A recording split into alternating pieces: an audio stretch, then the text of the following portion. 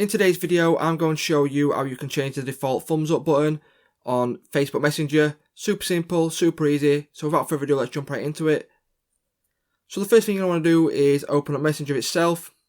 And then when you've gone ahead and found a chat that you want to change it on, go ahead and click on the eye in the top right corner. And then once you've clicked on that, as you can see, you've got a selection there for theme and emoji. Go ahead and click on emoji.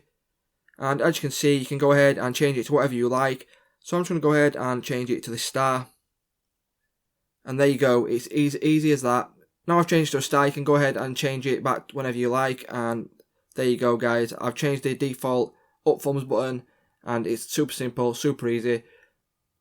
Please remember to like, comment, share, subscribe and all that good stuff. And I'll see you in the next one. Cheers.